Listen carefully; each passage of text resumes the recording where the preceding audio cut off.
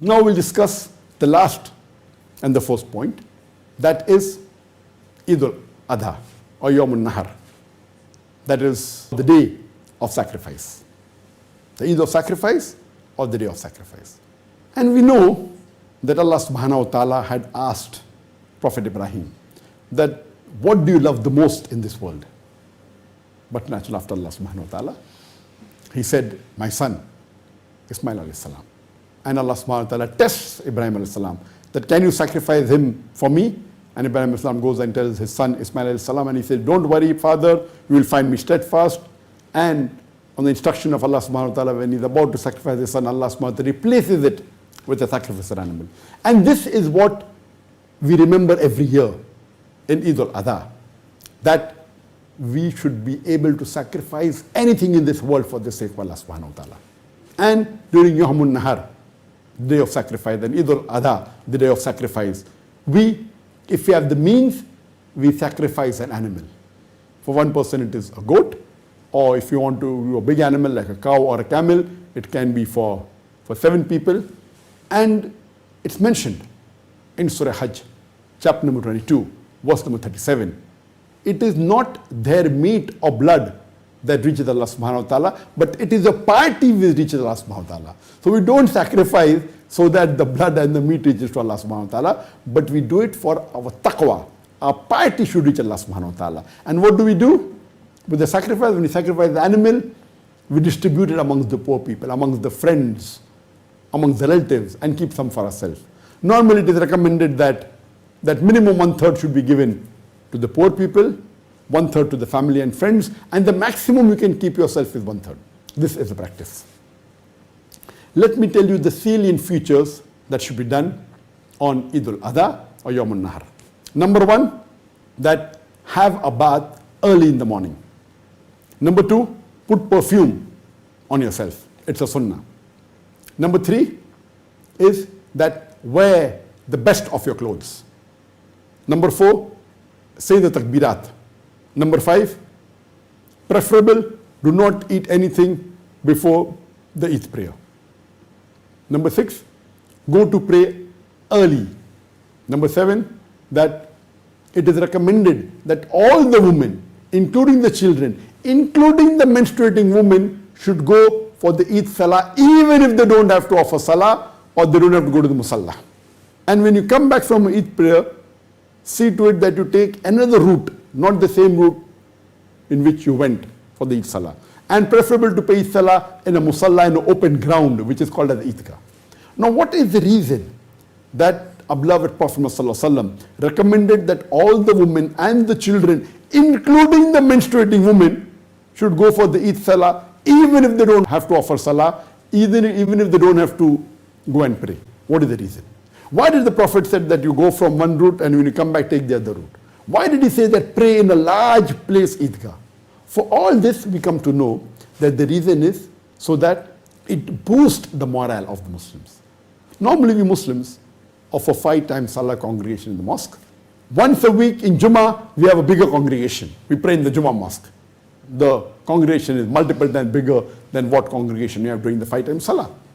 And twice in the year, during the Eidain, the Eid al-Fitr and Eid al-Adha, the Prophet recommended that you pray in an open ground known as the Eidgah.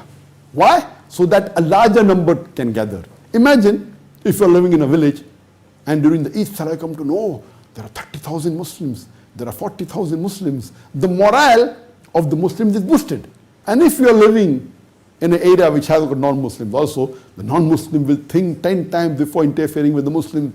Oh, the Muslims are 30,000 in number, 40,000 in number. Imagine if you're living in a big city and if you pray in one Eidgah in which 100,000 gather or a few 100,000 gather. Imagine the scenario. It will boost up the morale of the Muslims.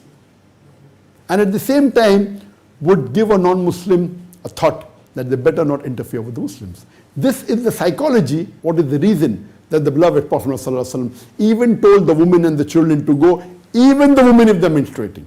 When you go through one way, come through the other way, not the same way. Why? So that the other people in the other locality of that village, or of that town, or that city know, the Muslims are going in large numbers. If you go through route A, come back through route B, so that the people of route A also come to know, the people of route B also come to know that Muslims are in large number.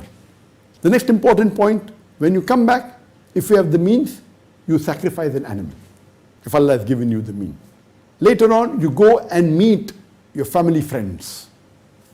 It's the day of celebration. And when you meet, the greeting is, Taqabbal Allahu minna wa minkum. May Allah subhanahu wa ta'ala accept the good deeds from us and from you. Normally, in India, Pakistan, they say Eid Mubarak or other words. The sunnah is to wish, Taqabbal Allahu minna wa minkum. Oh Allah, accept the good deeds from us and from you. You can say Eid Mubarak. It is mubah. But the right thing is as the Prophet and the Sahabas wished each other. And the day of Eid, this should be a day of celebration. Be happy, be cheerful. Let me tell you the important points of the Eid Salah before I end this talk.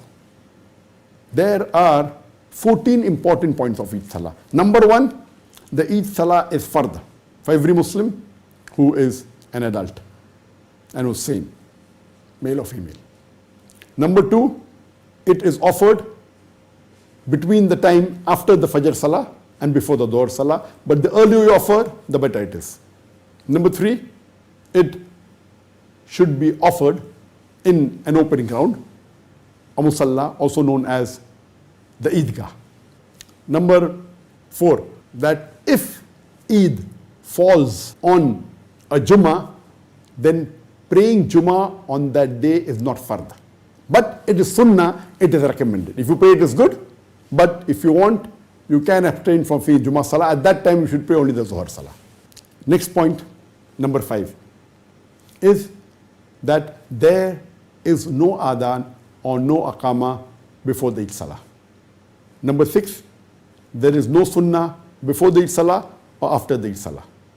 Number 7, the Eid Salah is of 2 rakah.